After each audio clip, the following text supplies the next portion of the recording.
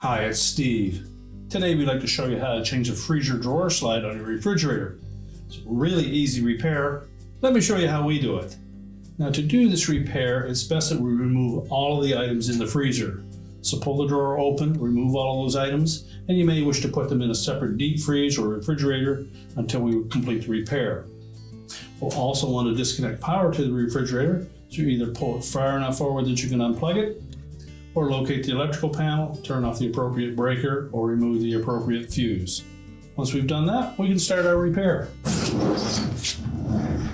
Now that we've emptied everything out of the freezer, our next step is to remove this basket.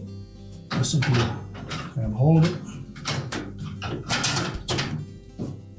lift it out, and set that aside. Now we'll also need to remove the complete freezer door front panel completely away from that refrigerator. It makes it easier to access the part. So our first step is to remove these trim pieces on the side. There are two plastic locking tabs on each one. Simply hold those back, lift up gently, lift those covers off, and then we'll set those aside. Now to remove that freezer door assembly,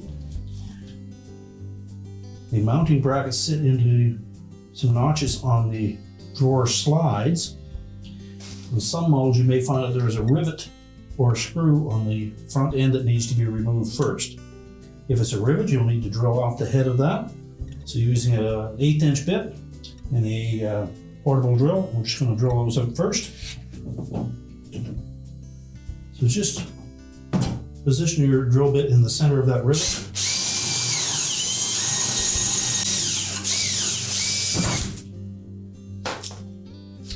Once we've drilled that through, we'll repeat that procedure on the opposite side. Now once we've removed both of those rivets, we're simply going to lift up on the front of this door and then remove the two hooks at the back, and then we'll set that aside until we do the repair. Now our next step is to remove the center rod from between these two gears. So we're going to pull it into the gear that has the long throat on it. So give it a sharp pull in that direction. That'll disengage from the opposite side. You can just tilt it up, remove it, and set it aside. Now we will need to reuse that gear. So using a flat blade screwdriver, we'll go between the slide and the gear and pry that off.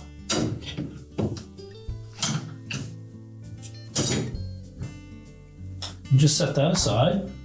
Now to remove the slide, we need to depress a plastic tab which is about midway back on that slide, and then we'll pull the whole thing out through the front. Now with the slide fully extended, I'm just going to locate that tab. And we'll use that connecting rod for the gears to depress it. And just slide it all the way out from the housing. We can discard the old one. Now when installing that new slide, we want to make sure that the end with the bushing on it goes in first. I'm simply going to slide it all the way in until you hear that locking tab engage. Then we'll extend it. Now we're ready to reinstall that gear. If we look at that gear, you'll see that there are some cut teeth, two sets of four opposing each other. And when we install that gear into that bushing, we want to make sure that the first cut tooth lines up with the first notch in that track. Make sure the rail is fully extended. And then simply press that gear into the bushing. And again, we'll pull both rails all the way out. We'll take the connecting rod, slide it into the long gear first.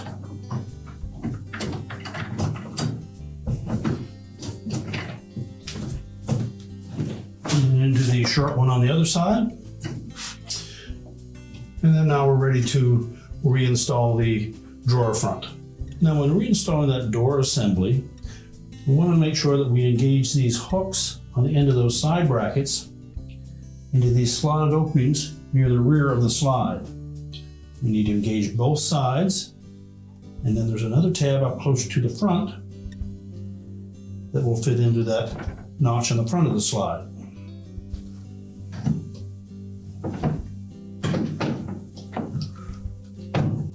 Make sure that it sits down flush and the hole should line up. Now you can either put a screw back in that, or you can rivet it on, whichever your choice might be.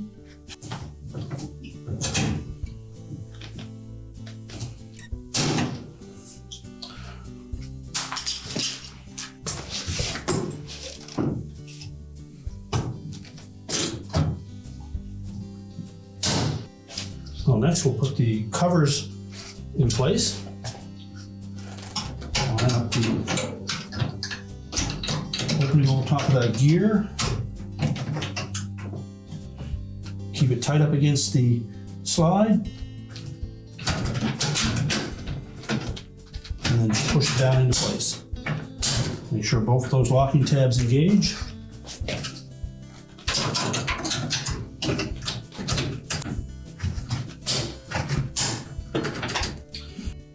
Now we're ready to put that lower basket in. The tapered end in first.